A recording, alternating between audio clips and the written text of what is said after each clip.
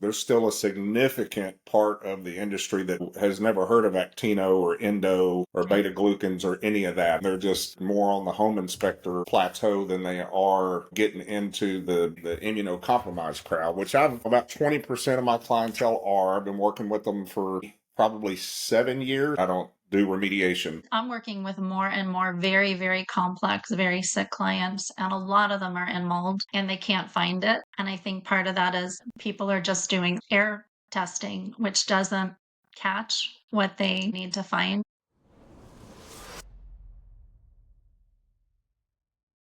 Hi, Brian. Nice to meet Hey, you. yeah, exciting stuff for sure. Yeah, I did peruse your site and saw that you have lived it with your family. So no better way to, be involved in the industry than firsthand knowledge. So I guess just give me a little background on time frame on that. How long you've been assisting other.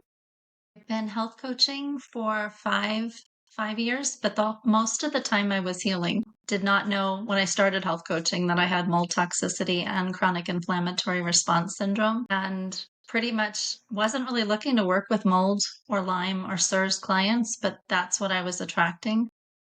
So I coached the whole time I was healing. It took about 2 years to get rid of all the labels. I had about 20 labels of illnesses, but which were really under the umbrella, right, of SIRS and toxicity. And still, I'm not sick, but I'm 99% better, but still peeling away a few layers because I was sick, undiagnosed Lyme for 22 years and lived in mold since I was 3 years old and I'm 60. So I would say at 58, I was no longer sick, but there's just so many layers to peel away when you're older and you've been exposed for such a long time.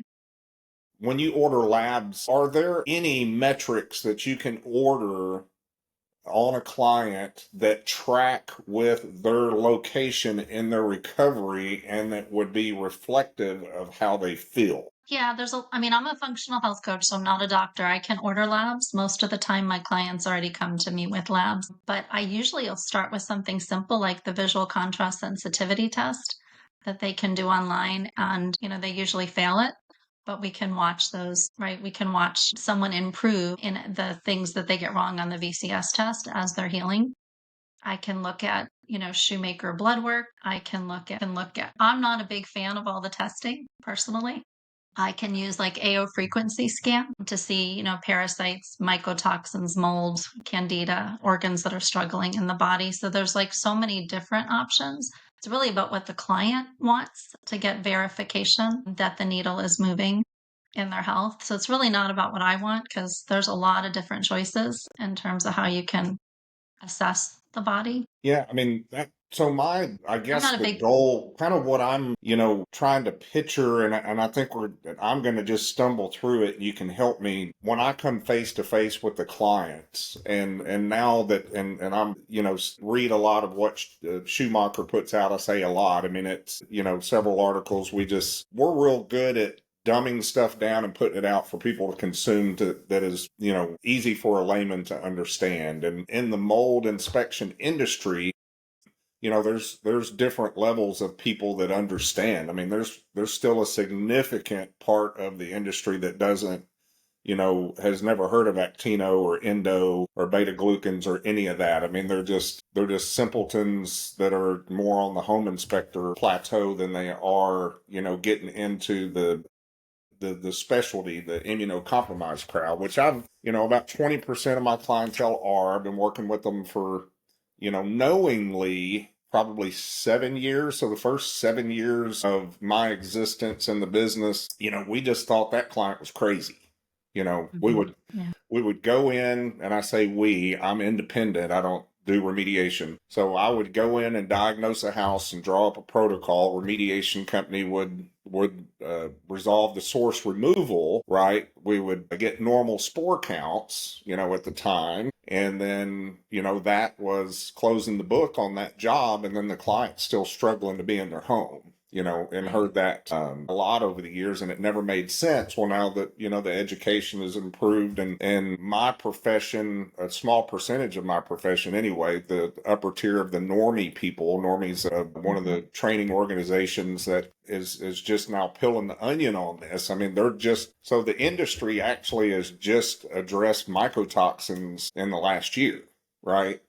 Well, that didn't include actinos and endos and the rest of it. So that is Right. just now starting to get addressed, and we've got a conference in Florida in a few weeks, and that's kind of what that's going to be about. So anyway, so in working with the client, my protocols are I try and keep them simple. I don't write them like a lot of the scientific based industrial hygienists and stuff. They'll send you a 15-page report, and it takes you an hour to figure out, okay, what of this belongs to my project, right? Mhm. So I keep it simple, highlight in red what the client needs to know. And, in there, and the way that I imagine us collaborating with a client might look is what content am I going to what content am I going to put in there that would benefit you the most for to benefit the client?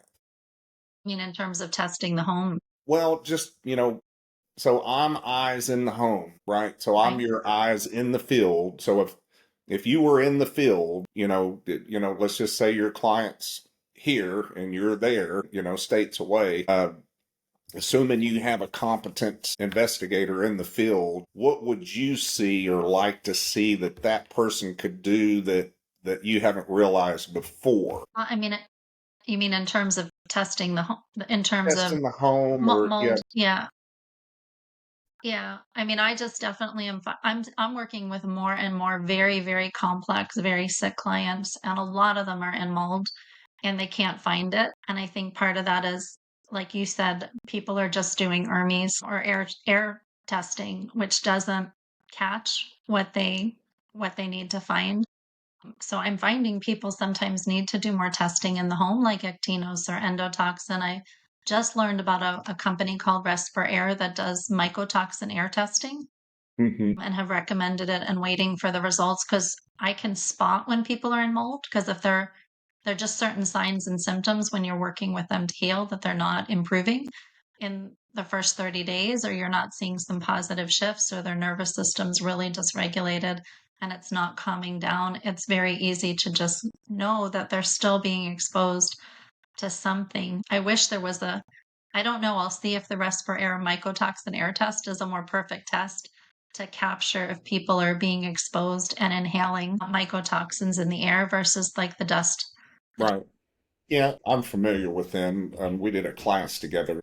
So, and I haven't used that, and the reason why is they are having some issues with that on getting clear, meaning when the job's finished, and maybe it's because none of the jobs were done properly, but they've got some obstacles. So the air sampling, I'm a little scared of right now. So I'm sticking to the surface stuff because it's, as new as all of that is, it's got more of a history. So I'm reluctant to get into pulling air samples, just let it. And to let you know where I'm at as far as clientele, well, I take the call every day now. So I do just a little bit about me real quick. I do 500 jobs a year, which is a lot for one person. I mean, it's covering a lot of ground. It's all I can do. I don't know how long I can keep doing that many. I've got some help coming in December, but especially for a small market, but it seems like as time has gone on, there's more education on the internet, whether it be accurate or not. People are calling me, a little bit more astute to being open to these things. And the conversations that I've had this week, I've had, 3 or 4 clients this week in this lane. And, when I explain how, that the actino and endos and mold and mycotoxins can all swarm together and create a synergistic effect in an area of the house, or, in the house period. And then we resolve the mold problem and don't get all of it. And then you still struggle being in the house. And I mean, to a person, I've had at least 3 or 4 this week just look at me and say, it all makes sense now. It all makes sense. That makes Yeah, it all make sense.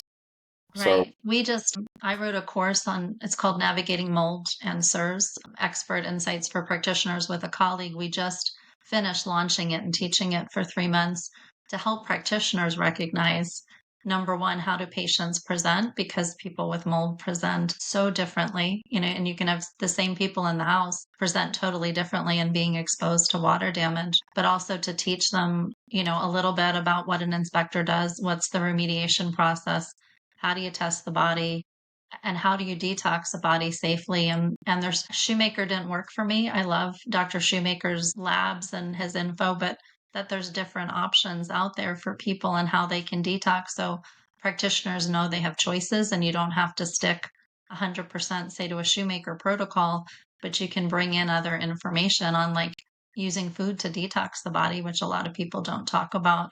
But the area of inspection is hard. You're playing detective, and I think I have the easier job having to go into a house and play detective. Our house had supposedly building material mold, and I'm in the desert in Arizona, in the low desert, in a new build. And our levels of, like, on the ERMI, the hurts me too, was an 8, and our Stacky was a 14, which nobody liked to see. And I was totally new in the mold world, but I was able to heal in my house, and we did do some things to bring down the background molds, and but never, right, no active leak, nothing like that, right? Just probably building material where the house was framed in rainy season, or some of the building materials what the environmental engineer and inspectors thought. um, but I think you have the harder job trying to find. I can't tell you. So, going back, so I'm 13 years in the business. So the Army's been around that long, probably. Um, well, I know it has. The EPA, I think, came out with that in 2000. But how many times I've looked at an Army and been in a perfect, a house that I can't find anything. It's so forever. Now the dig against the Army is that they all fell, right? That you don't see one pass. Matter of fact, the one time I saw one pass, it's hilarious. I mean, it was, God bless her soul, it was the nastiest house, very, very unkept, and there was mold around all the windows from condensation, and I got a -4. I was My like, oh God. my God. So maybe user error in how they did the ERMI. I had a friend who's No, definitely in I did mold, it. and I was the one that did oh, it you for did it. them. So Wow. Okay, I that's just, interesting. and I'll do so So what's your going favorite test? forward. Yeah, going forward after the latest round of education that I've done and research, it looks like the and Envirobiomics seems to be the go-to lab on a lot of this. They have a package that is Actino Endo Hurts Me, and that's their Right, top selling package. So that right, apparently is the combo that everybody does. I have another lab that makes myco a lot easier and less expensive and quick turnarounds with Hayes Microbial, and that's what I've been doing to this point. So with the PCR technology, I'm fixing to start introducing, but that's, for me to, there's a financial. I'm in a small market. I'm in 500,000 people, so it's not like I'm in Miami or LA where there's. are you again? I'm in Are you Northwest in? Arkansas. I've got 500,000 people to work with. Okay, okay. So, breaking out a $2,000 sampling package on everybody that walks through the door is just not going to work. So Right, right. I'm still going to use the air samples. I've got one on my desk right now that the daughter had a massive medical event after the dad went in and scrubbed the bathroom that had an active that sheetrock's wet in from a leaky shower. They had to evacuate the house. My air samples came back clean, and I've got a couple of swabs that are still pending. But that just goes to show you they've got 3 workspaces in that house that I promise you have Stachybotrys, and the daughter can't step foot in it now. And I've got clean spore counts. So that's just goes to Well, I show don't. you. I mean, and that reinforces, what Yeah, I don't. Schumacher's saying on the paper I just read. They're like, the conventional testing methods are all but worthless. Right. I always tell people I'm not. I mean, if you have a positive air test, it's not good. But most of the clients, if they have an inspector come in that I work with, the air test is negative. But I know they're sick and I know they're being exposed. So it's talking about what their different options are and how they can test their home. And I had a client very, very sick in Florida, had SIRS, seeing a Shoemaker practitioner, not getting better. her ERMI wasn't bad. It really wasn't bad. It was under the 10. Hurts Me Too was under the 10 and the ERMI score wasn't bad, but the actinos and endotoxins were through the roof. And she did have water damage in the house that she didn't have the finances to address. And it's really, I don't know, I find it really challenging for those people who can't get out financially. Hmm.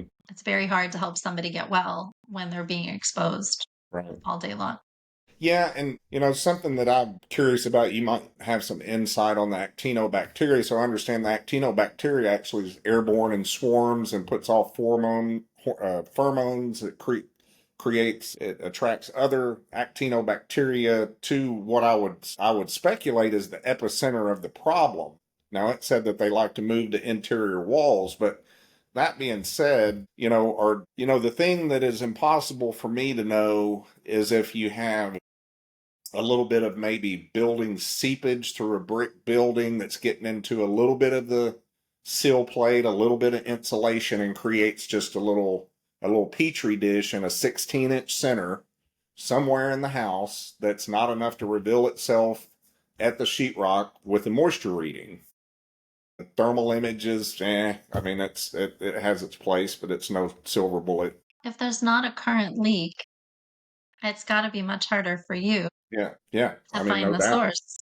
And most of the people I'm dealing with, that's the situation. There's not visible mold, they're not signs. There's some people where there's visible mold, but a lot of people, there's not signs that there's mold. And I think too, sadly, like my house, I was new to the mold world. My colleagues who were health coaches who did SIRS and mold, they told me to leave my house and sell everything. And we had just moved here and I was totally sick, totally disabled, struggled walking, standing, and I'm learning about mold, but I had been working with clients and my scores on an ERMI and it hurts me too were right totally so much. I have clients with 30s and 40s and 22s and mine was an 8, my hurts me too. And I'm thinking, I don't think I need to leave. I think I need to see how I do. And I was able to heal, but some of the information out there that people just tell you to get up and leave your house on a score that was that low sort of surprised me, Hmm. telling me to get rid of everything. Where if I have a client with a hurts me too of a 30 and they've got active growing mold throughout their house, I'm like, Hmm. get out and then make a decision how you want to proceed. But if it was me, I would not even want to remediate a Yeah. house. I've got one sitting over that just came in. She's got an ERMI. She said her ERMI score's 12 and her hurts me's 24. Yeah. Which I don't work with it. I like the ERMIs. I can, if especially if you're trying to match blood work to the house, there's a lot of gene and speciated information there. And then of course the hurts me is really the go-to in that report. Right. Right. But the truth is, if a patient is in mold or water damage, I don't know. I had all the testing done. It didn't get me better. So to me, the testing is to let somebody know, yes, you really have mold toxicity, or yes, you have SIRS. But I don't understand why people go ahead and they do the Shoemaker blood work, they do mycotoxin urine tests. They do all these tests. But if it's not changing the direction of what you need to do to get the body better, to me, spend your money on healing, Yeah. addressing your home, and spend your money on healing the body. I did all the testing because I didn't know any better. And after a while, I was like, well, this is crazy. I'm playing pickleball. I'm no longer sick. I don't need to retest, anymore. I love the testing and Right. looking at it, but people Yeah. I spend mean, thousands of dollars on I have always told my clients, you're the test. exactly. Yeah. I can tell you all day long that you don't have a sporulating event, and you're clear of that, but you're the test. So, and I was saying that years ago because I had so many clients that were struggling to return to their homes after remediation was done and had no clue at that time. So, and then the And some ERMIs, people, go some ahead. people I find too, their nervous system, their brain remembers that that's the house that got them sick. So I think not everybody, but I think there are a few people where their body can't go back to that house that made them so sick. Yeah, that It's makes like, sense. I mean, that there's that explains, that nervous. can certainly, yeah, I mean, that could certainly explain a lot of it too. So do you have a favorite test? Because to me, all the testing is so different based on what you in the house, what you wanna. Um, there's no like one test you do in a house, right? You do air sampling, you do moisture meters, you do thermal cameras, you can do swab testing. I mean, what I have started doing in the last year is, and all, money's a main factor, and I get it. I am working with a lot of these guys that do the education and stuff, that are in bigger markets. They act like money's never an issue, right? Well, we do this, and this, and I go, okay, well, what if they can't afford that? What do you do? And that conversation doesn't get had. So what do? I try, if it's a medical lane, and 75% of it now seems to be a medical lane, and 25% of what I do is real estate pending transactions. 20% of what I do are immunocompromised clients. But as far as the phone calls coming in, when I quickly identify somebody and categorize them on giving them a estimate on what the package will cost, I try and include a speciated swab, which I charge $200 for. And then the air sample package, basic package on a normal size house, is $550, and that's 5 air samples. One of them's outside. So you don't have a lot to work with there. So when I go in, I'm drilling down. I mean, I have every instrument. As far as I know, I have every instrument that's available in the marketplace. So when I go in, you're looking for, the initial sweep is, active water, intrusion, seepage, water fixture window, with quick look with the thermal, see if you've got any water lines running through slab or up and down, and what, and again, thermal is not that useful. Maybe I need a $4,000 one, I don't know, but the $1,000 one I've got is its usefulness is limited. So the handheld moisture meter with the prong, so the penetrating is the most useful thing. So when you're poking sheetrock, I can tell if sheetrock is weakened by water vapor or delamination.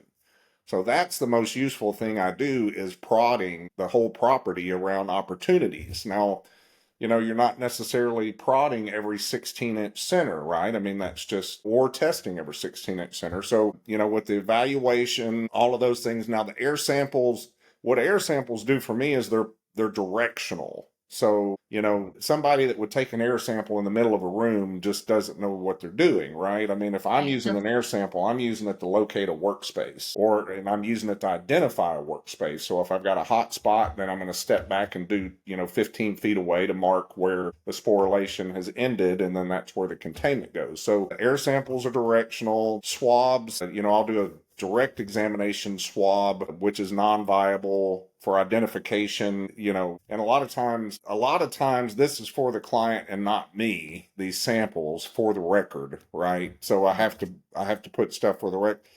Truth be told, I could pretty much script a job without any sampling. So, the samples are helpful though. And when it gets to the PCR technology samples, I haven't done as many of those over time so I didn't have full confidence in the ERMI because they all fell. Now, if somebody in the medical lane were needing gene and species to match to their mycotoxin blood work, I've always thought, and you could tell me what you think, if somebody comes to me with mycotoxin blood work in hand, I'm trying to match their house to that blood work. So I'm doing a speciated swab or something that I can get speciation out of.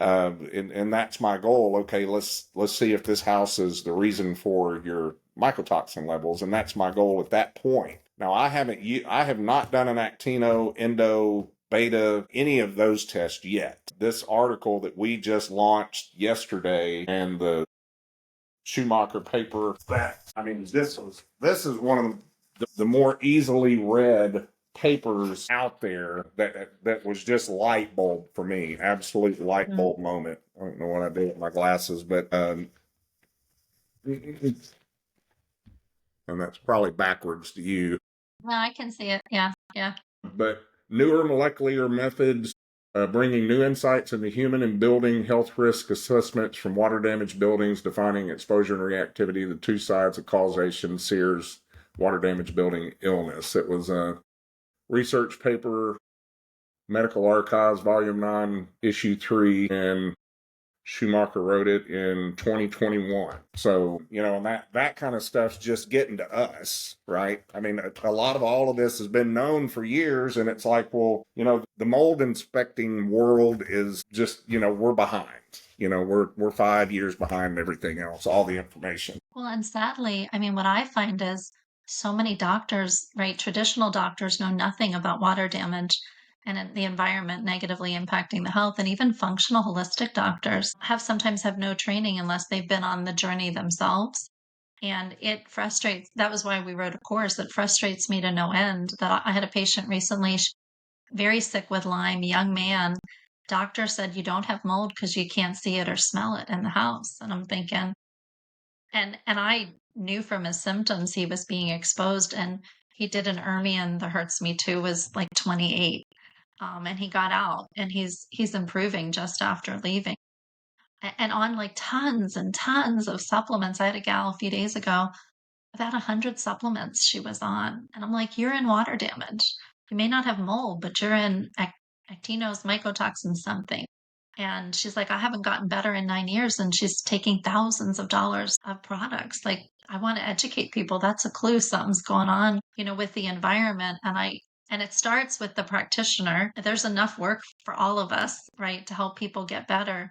But I mean, I went to so many doctors for 20 years, and everybody, even when they found Lyme, which took 22 years, nobody mentioned mold. And that should be first thing that you look at when someone's got pandas, Lyme, certain conditions, POTS, test the environment, What is PANS? I and think that's what the young girl had at the job on my desk right now, where the dad cleaned the bathroom and she like went off the thing. yeah, I always forget the exact pediatric something. It's inflammation of the brain, Yeah, there you go. and there can be an That's exactly active what she had. strep infection. And I have a few clients with pans, but they're in mold and they cannot get better if they're in water damage. And sometimes it's like a single mom with a whole bunch of kids, and remediation was done wrong and they're out of money. And that Here's those here's a situations, question for you, since you've been down this. So when people ask me this question, the standard answer, and this has to do with content. So content's in the home, and over the years, a lot of times I have used the spore count to discern the question when they say, I've got a brand new leather sofa, or I've got a brand new sofa. The spore counts in that room are normal. The standard answer is, dispose of porous items, hard surfaces can be right? cleaned. I mean, that's the standard answer. And the people with the Pan's daughter, they've got the nice looking furniture and they said, can this be? I said, here's the standard answer. That's a personal decision. The remediator can take it off site and ozone it and beat it and vacuum it and blow it and do all the things and turn it back over to you. Are you willing to take that risk? Right. Well, I say that too, but I actually met a gal in California. She's called Lori the Mold Cleaner, and she actually can test items, like, but just for mold, not for mycotoxins, and send people to test items that they're concerned about. She trained under John Banta, and so very knowledgeable at looking at people's homes and their scores and the types of molds. And then she's got like a clean room where they can pre and post test items, big items or small items. I never knew that was an option. I hated telling people, well, you know, Is it you worth? get rid of things Does it if work? I they're, mean, does it rise to the occasion of the expense to go through the yeah, process? it hasn't, I don't know exactly what she charges. I sent a single mom to her to decide what to do with her contents. And it was so helpful for her. And it wasn't very expensive for them to test certain items in the home. So I think it depends. And if you've got to ship like furniture to California to be tested, well, then that gets Right. Yeah. For sure. expensive. But I've wondered that if I ever move and our house has stacky, like, do I take my stuff with us? Did we bring it with us from, I was in Pennsylvania, but the fact that I'm not reactive and my body's in a state of continual, my pathways are open, I'm eating to detox. So, and I have very poor detox genetics, but I'm continuing to detox on a daily basis. So what I seem to, if I'm being exposed at a low level, I can handle it. But I'm a canary. If I'm in moderate to high mold, I react like within minutes. And it took me a little bit because I didn't when I was sick. But once I was no longer sick and that toxic burden on the body was down, I had symptoms right away in other people's homes that I didn't have when I was still actively sick and toxic. So no definitive. I mean, is it? I What do would your agree with what stance you be? said. Spore counts are normal. We got 3 workspaces in the house, and I haven't done any PCR testing there. We're going to clear it with PCR testing, but I haven't done any yet. Yeah, I would definitely, if they were concerned and their daughter's really sick, you could actually swab test individual pieces of furniture for mold and talk to someone like Lori, the mold cleaner. Yeah. I'm And just, my concern would be, in the guts of the furniture where you kind of have some insulation and they'll have you the can felt over the bottom, and is if the I had a kid with pans opportunities. The and opportunities are there. yeah, yeah. And if I had a kid with PANS and somebody's really, really sick and their scores on an ERMI or Hertz Me Too were really high, or other testing was showing high levels of really toxic molds or sticky, heavy molds, I would probably Fine. get rid of stuff.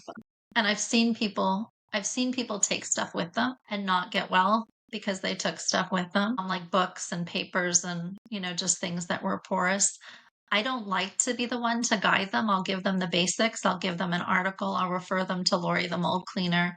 But it's such a personal decision. One of my first clients was a friend, and their house had mold, and I was new to the world, and pretty much they were told by myself and my colleague, get rid of everything you have and start over.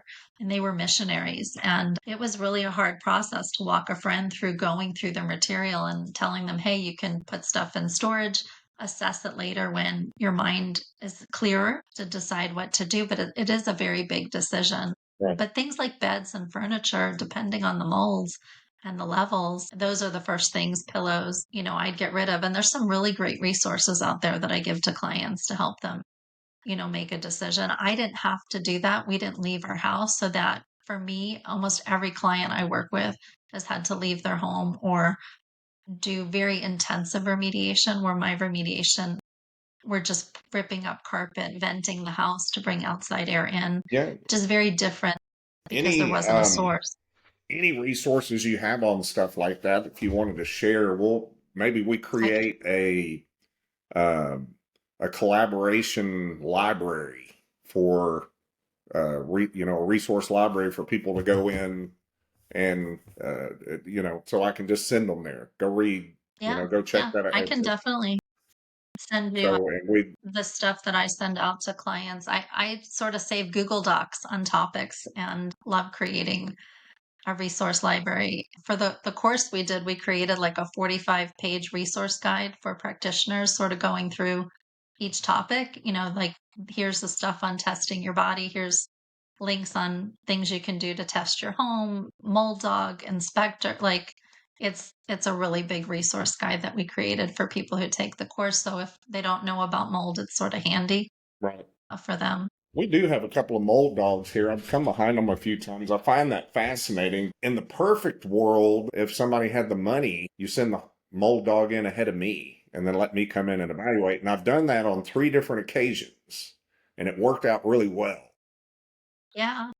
But I've had a few clients who had a mold dog and the mold dog didn't pick up anything. And I really think they're in an old house that it's really, really old water damage that might have been cleaned up. And there's something they're missing, like mycotoxins or actinos in the yeah, house, and the mold dog can't smell that. So I know even with the mold dog, I've seen drawbacks where people haven't found anything, but somebody's super reactive in a home. I don't think that's typical, but I'm seeing more clients like that right. where they're doing all the tests, the basic tests, the ERMI, the air testing, and the mold dog, and I'm like, then there's mycotoxins or actinos or endotoxins because you're so super reactive.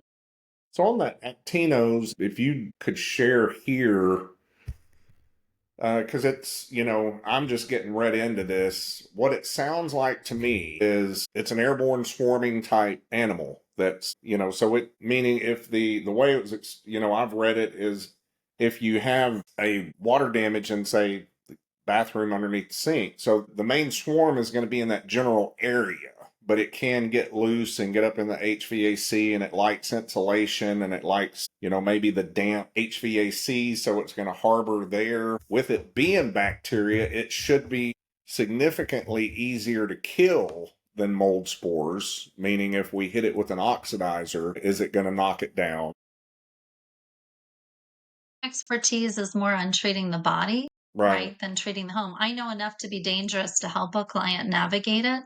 And if they have actinos in the home along with mold or mycotoxins, it's adding to the toxic burden of their body. The clients I have who are in actinos, they're in active water damage and they don't have the money to address it. Gotcha.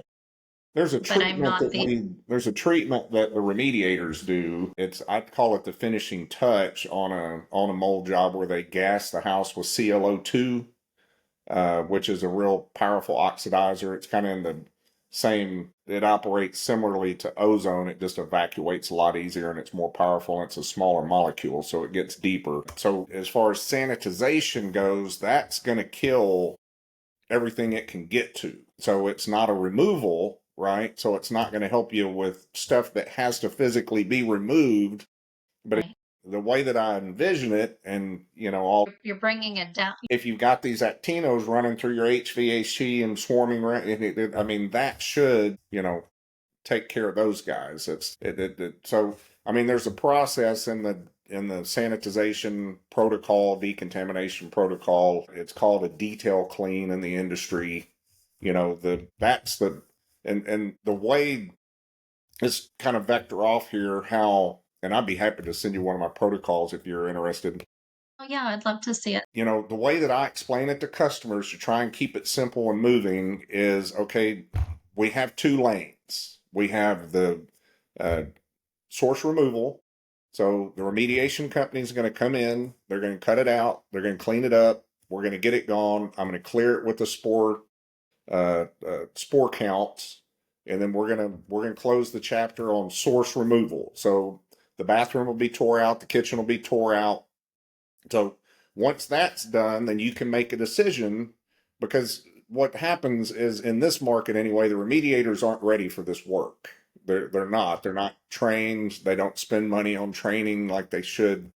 They're just behind. I mean, I'm going to coach them up, and they're a year or so away from getting caught up. But so lane two, which is the elbow grease, the buckets, the bring it in, let's wash it and rinse Right. it and Small remove particle it. cleaning. Yeah, so the hard floor to ceiling, every square inch, detail clean. So they do a wash, and then I'll have them go back and do a fog and a wipe down with a mycotoxin specific, like hypochlorous acid, as just kind of a wipe down, and then they'll gas it, and then we'll, that's the cleaning process. But that's lane two. Now they can use that same remediator for lane two, or they can hire their own cleaning crew. They can hire a clean team and manage it themselves. So, that's up to the client. The problem with hiring a remediation company to come in and pass, because when I do the clearance on one of these jobs, it's going to be that 3-pack of PCR tests. It's going to cost $1,800 to the clients, what I charge for that. If the remediator fails, the remediator's responsible for paying me $1,800 after they come back and do additional cleaning. Okay. Therein lies the problem, because nobody's been through that before. Actually, I've got one right now that just failed, and it's a 4,500 square foot house that's been tore apart for 3 months, Oh, and the wow. client's living in a hotel. So, and he's failed twice, and the client, I mean, they're into me for $7,000 right now. So, So, I mean, do you think, because I had a client in California, they found the mold, they remediated, she was still sick, retested, scores were high, found more mold in their house. And they went through this like 3 times. And my head's like, I think I would have just left the house and not stayed in it. But they put in, some people put in, I've had people put in $400,000, $60,000. And, sometimes it's hard to find the source, yeah, like I absolutely. said. I mean, so I'm sort of surprised, but I don't know how often that happens. But I've seen clients where the job wasn't done right and the people are actually sicker Right. after Yeah. they remediate, and not because their body is detoxing or letting go, but Got because of, stirred up. Yeah. yeah, They got actual stirred up. exposure or something was missed. And I wish there were more standards or better standards. Like if you called a mold inspector, it's like going to McDonald's, you know, you're going to get, you know, if you order a Big Mac, you're getting a Big Mac and it's going to be the same if you get it in Europe or Arkansas or Arizona. But in the mold world, it's so, so hard. Even when I refer clients, I worked with a very reputable environmental engineer and they wanted us to do small particle cleaning. And I had a friend who was a building biologist and a health coach who said, Heather, you have building material mold. If you're not getting rid of the source, why are you small particle cleaning? Because if the mold is still there in the building material, it was still going to create mycotoxins when we had monsoon season. And I was like, it saved me $10,000. We didn't small particle clean because we didn't have a source that we could find to remove. But if I had listened to this very, very reputable environmental engineer, you know, he had me doing everything. With And small, what are you calling small particle cleaning? it like they wanted to take everything out of our house and wipe down everything and wipe down the walls after we removed the carpet and vented our house, but we didn't have a source of water damage that we could find. They were sure from our testing that it was building material mold. Gotcha. And I think I've sort of narrowed down what room that is just because I have friends who've been here who are very reactive. And I do kinesiology, so I can actually muscle test if people are being exposed on a video call. I don't rely on that. Like if I muscle test they're being exposed, I always have them test.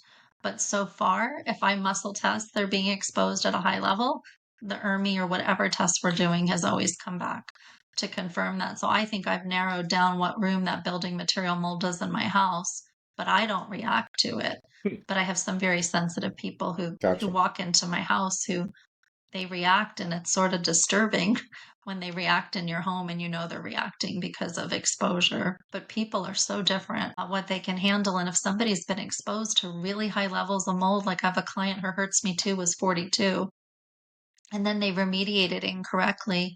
And she's the one, 5 children living in mold, single mom trying to work, pans. She and her daughter in the hospital all the time. It's the house. When it's summertime and they're outside, they're fine. As soon as they go back into the house, they're sick. Um, and trying to advocate to see if we can get her out of the house.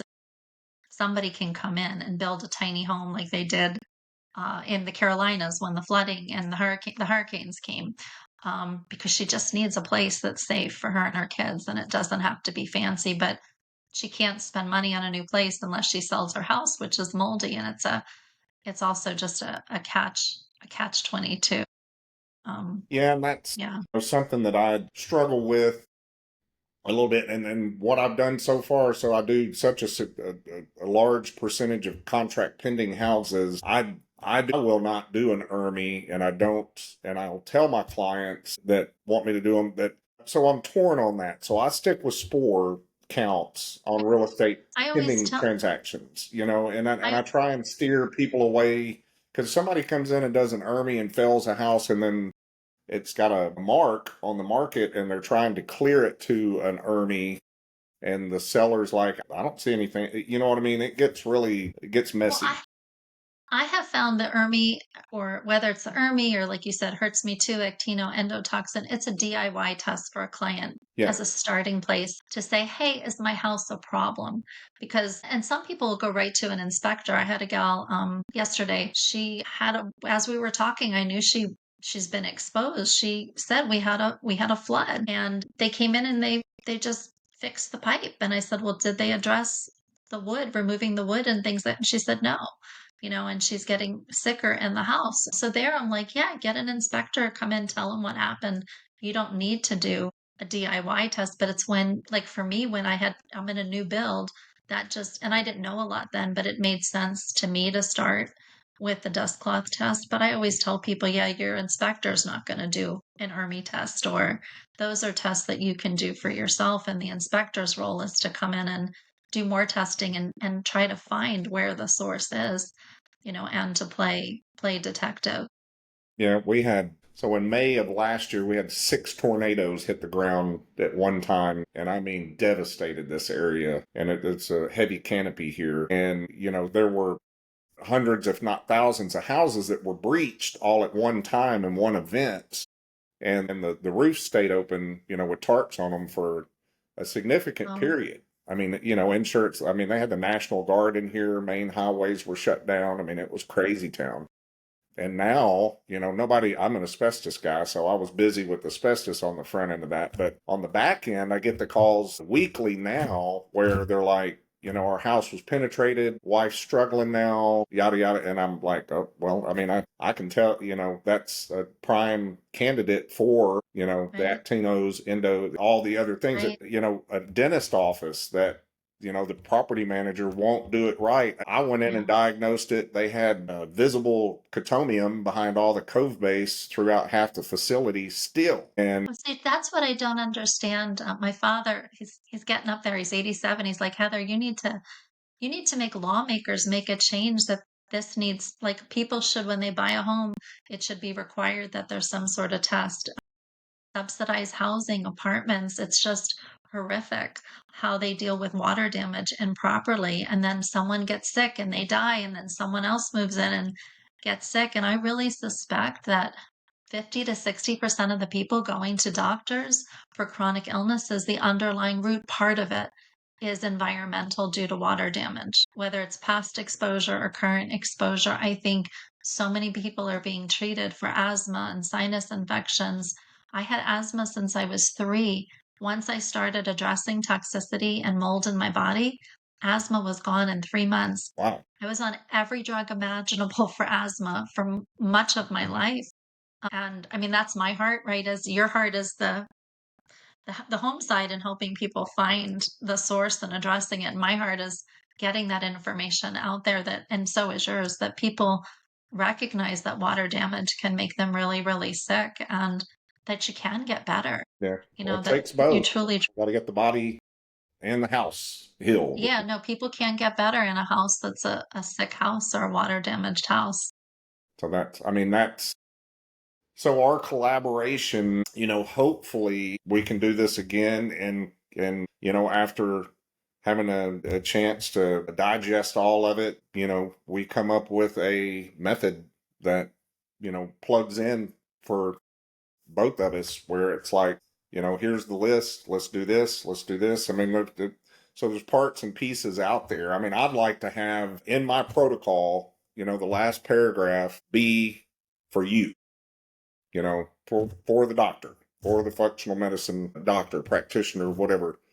This is my, it's going to make more sense to you than the client, and you'll be able to take that and be actionable with it. Maybe that is something, maybe it's not, but that would be, you know, the way that I think we can cross the plane of putting both our efforts together to, heal a client.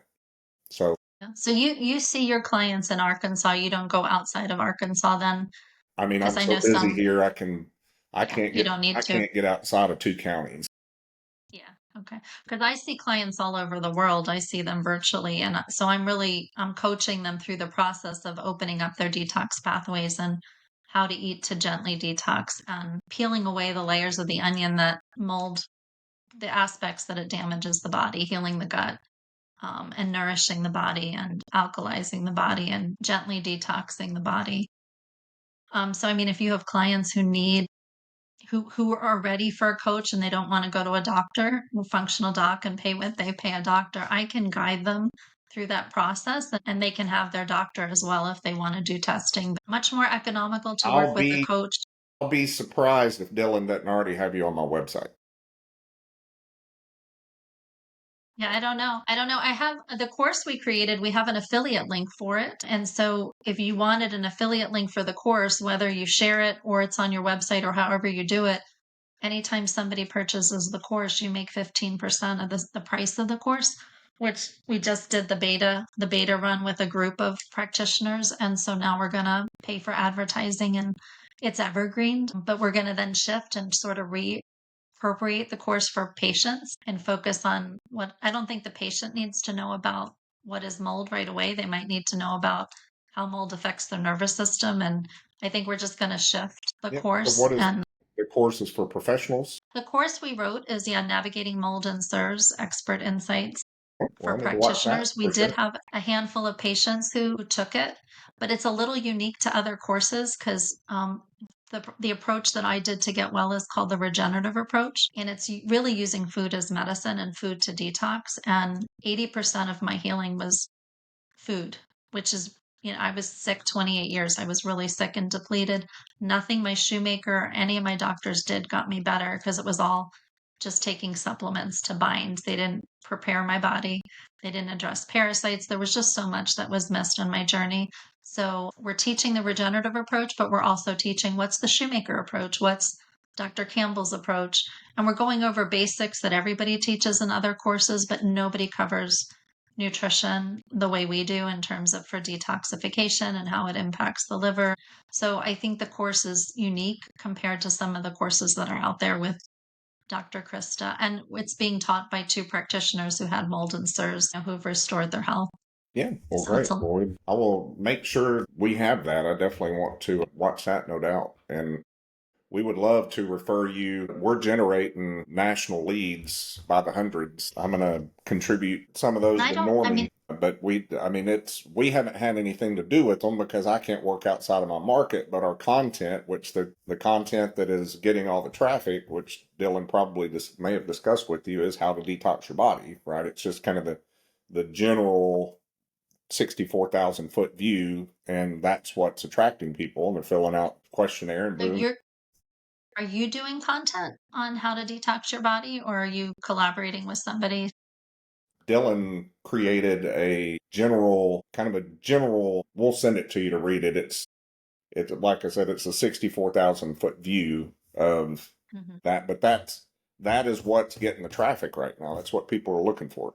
So that's my area of specialty is helping people detox and helping people kill pathogens in the body that when people have mold toxicity or SIRS, they have a high load of parasites, viruses, and bacteria in the body along with the toxins. So a lot of people like Shoemaker, he does a great job, but he's very focused on mold, mycotoxins in the body. There's not typically a focus. It depends on the practitioner, right? And if they think out of the box. But if you're strictly following Shoemaker, they do not address pathogens. Gotcha. And parasites, and everybody who's been exposed to mold has those higher We'd love to levels of collaborate with you, pathogens. no doubt. So let's do this again sometime. After we give me a few months to get in the weeds on this Actino and endo testing. The tell on all this and the terrifying part is, okay, let's go identify it, which is very important, but fixing it and the fact that I don't fix it, I'm not the one fixing it, and then you've got somebody that's not up to speed and educated enough that's attempting to fix it, and then if it gets into where I'm at on one job where it's failing, do you ever, that can turn into just a bad situation where the client's pissed, they're out of money, they're mad at that guy, they're mad at me because I'm supposedly the one that knows. And so that's the part of my world that is as a big a concern as anything is, okay, let's go identify it. Great. And let's get the client some help, refer to you fixing the house since I don't do the fix, but I verify that it's been done properly. That's where we're at right now with the onset of this new information to us, with the Actinos and endos and finding cleaning crews that can perform the job that needs to be done at a reasonable price for the patient. And let's see how many of them, can we clear. I've got one company so far that's cleared a mycotoxin cleaning protocol out of 15. Yeah, that's what I mean. It's sad. It's an industry that's not how everybody's even treating the home and treating the body. Yeah. There's so many different variations, and it makes it's an uneducated market. Yeah. No doubt on that respect. And I'll do what I can to help train them up, and I'll, go talk to them and trying to get them in the Normie track, which has good training for those guys. It's just, we're behind. We're a couple of years behind, no doubt. So, I mean, you're years ahead of us right now. There's no question. So I think everything I've learned has been more through my own journey and what wasn't done right. And I think that's the case for a lot of practitioners who are dealing with mold and SIRS. Even inspectors I know who had mold and SIRS. I think I've learned a lot from my own personal journey and what everybody else missed. So I hope it makes me a better practitioner. Courses have been amazing, but I think we learn a lot when we've gone through the process. And to restore health when you've been sick 28 years, it takes some perseverance and just trusting the process. Well, great. Well, thank you for collaborating with me and Dylan. Oh And no, I love doing this kind of stuff. It I mean, sounds like I am totally, if you're up to it, I say let's meet again in like 3 months and I'll have some real successes and some real failures to share, and we'll go over that and get your 2 cents worth and see. The ultimate goal is to make the experience better for our client, and right, so right, to make it easier. And I'm here to learn from you. What can I I'm learning, do? yeah, Yeah, I'm learning from you as well. And clients are so overwhelmed when they have mold and SIRS. So the more we can simplify it and help them feel comfortable taking the next step they need to take. And the house is, most of the time, the house is the first step. They either got to get out of the house or they got to fix the house. I can support people in their home, but you got to be very careful when they're in a toxic environment, how you support their body. So, you know, what you're doing is so, so important. and I vice would love versa, to get no your doubt. email. I can send you some of those resources in Yeah, terms of absolutely. cleaning I mean, materials. the more that we can make available to the end user, the better. So, and for me as well, I'm I'm a sponge on all this stuff. But what's crazy to me is I read, the Schumacher article that's been out since 21, right? And it's all new to me. And Right, right, right. and it's changed the way that I think about a job, which is fantastic and frightening all at the same time.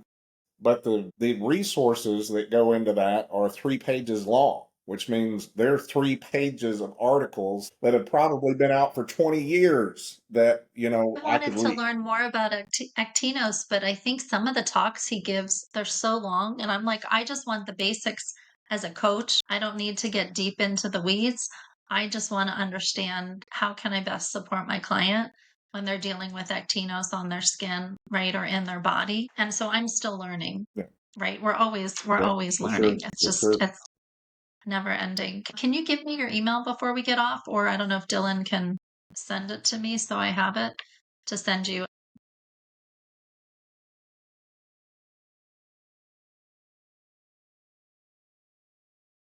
Okay, because yeah, I didn't see his email. And then I'll email you. You wanted resources for looking at materials in the home that have been exposed to mold, what to Yeah, do with them. yeah, everything you If got. you want, I can send you Lori the mold cleaner. She's on Instagram. I've had her on my Facebook. I've interviewed her.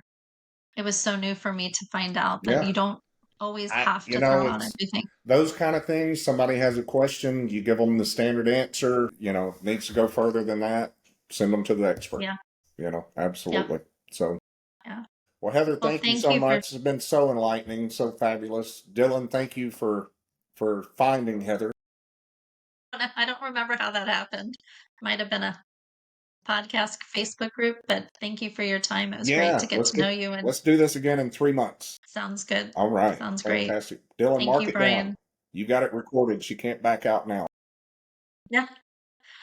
I love this kind of format. I don't like getting on social media and just talking to no one.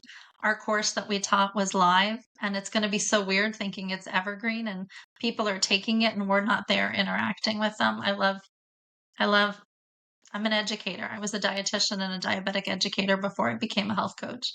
So I love interaction. I don't like just getting on social media and talking to an audience I can't see. Have a great day, guys.